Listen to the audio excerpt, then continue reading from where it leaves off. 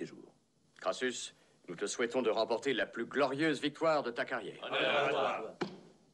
Ce n'est pas la gloire que je cherche. Noble Crassus, aussitôt que j'ai reçu ton message, je me suis précipité vers ton auguste Je me réjouis que tu aies pu sacrifier un peu de ton temps pour moi. Assieds-toi. Je te remercie. Je tiens de mes informateurs que Spartacus a été entraîné sous tes auspices. Oui.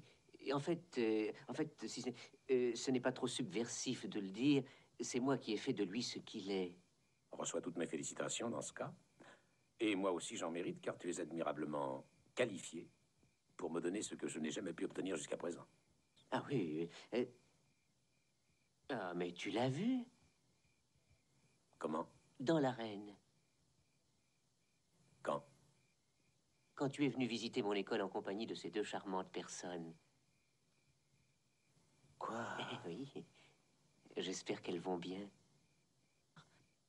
Je me souviens du noir. Mais tu as d'excellentes raisons de t'en souvenir, si je puis m'exprimer ainsi, noble Crassus. Tu lui portais un mortel coup de dague sous un angle difficile. Spartacus était son adversaire. Tu veux quelque chose de moi et je manquerais d'honnêteté et de respect pour ma conscience si je ne disais pas que moi aussi je veux quelque chose de toi. Allons, quel est ton prix? Si non. Lorsque tu auras remporté la victoire... Comme un homme.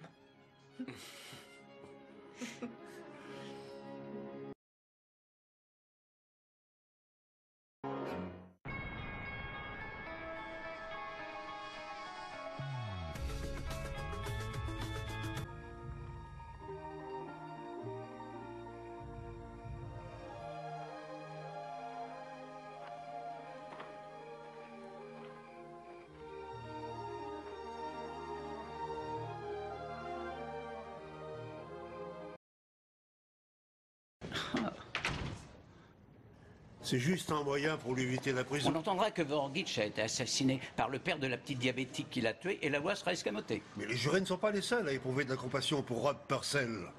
Est-ce qu'on ne peut pas lui reconnaître la démence? Il doit obtenir un placement en institution. Carter refusera Arthur. Elle a bondi sur cette affaire comme une panthère. On ne peut pas aller devant le palais de justice sans qu'elle soit filmée en permanence. Sauf qu'en fait, le docteur Olivette a examiné Purcell. Selon elle, il distinguait le bien du mal quand il a abattu Vorgitch. Il a vu un autre médecin? J'espère que vous n'avez pas le vertige, monsieur.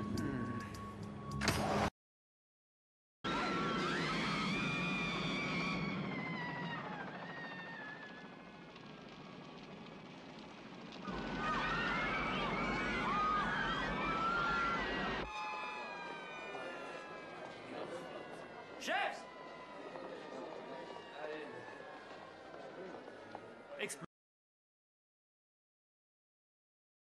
La nuit tombe.